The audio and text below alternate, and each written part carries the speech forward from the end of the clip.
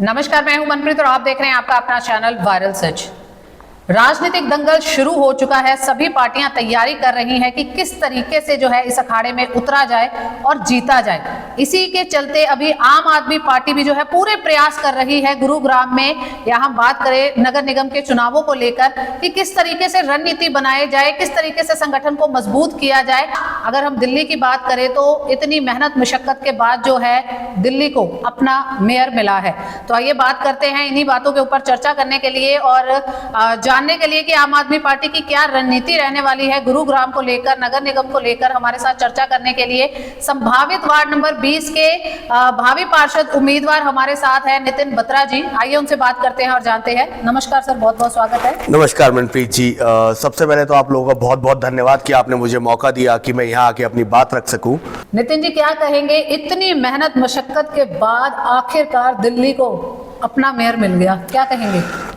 सबसे पहले तो फाइनली हमें हमारा मेयर मिल गया है, दिल्ली के लोगों को दिल्ली का मेयर मिल गया है। आपके चैनल के माध्यम से दिल्ली के लोगों को बहुत बहुत बधाई देना चाहता हूं कि जो उन्होंने आम आदमी पार्टी को विश्वास जताया था, आम आदमी पार्टी को मौका दिया है और जो वो चाहते थे वो हुआ।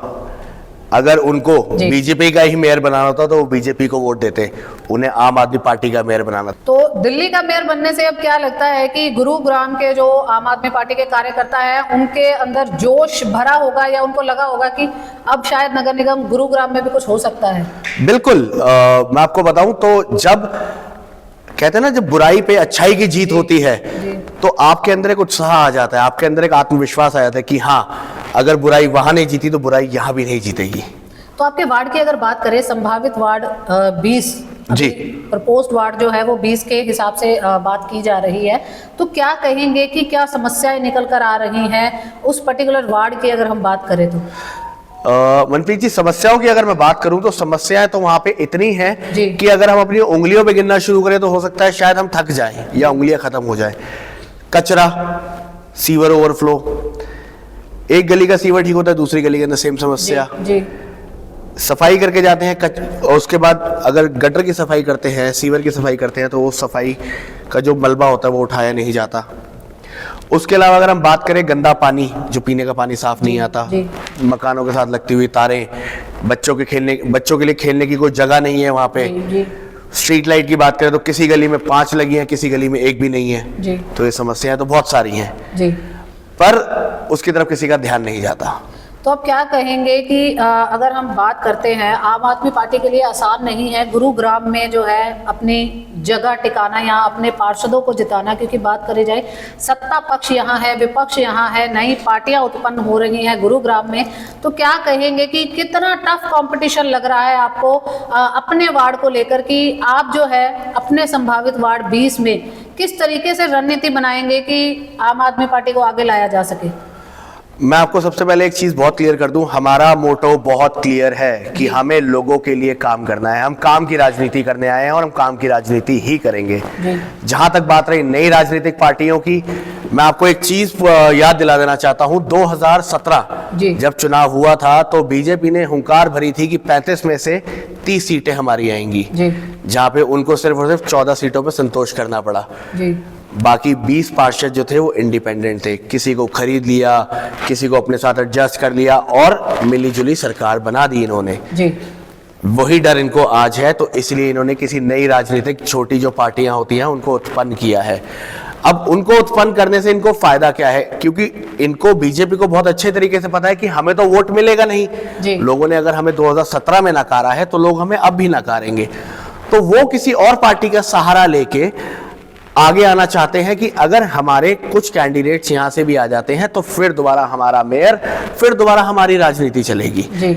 बात करते हैं, कुछ इन्हीं के राजनेता हैं यहाँ पे। अगर आप देखें हमारे वार्ड के अंदर, अगर मैं आपसे एक किस्सा शेयर करना चाहूं, हाल फिलहाल में हमने सेक्टर 7 एक्सटेंशन, ज्योति पार्क, कृष्णा कॉलोनी गलियों के लिए हमने डीसी साहब से मिले, ज्ञापन दिया, एक्सीएन से बात हुई, एसडीओ से बात हुई, बहुत बार हमने कंप्लेंट्स करी, कोई सोल्यूशन नहीं निकला। मैं आपके चैनल पे देख रहा था, हमारे एक दोस्त हैं जिन्होंने अपने निजी खर्चे से उस काम को कराया है।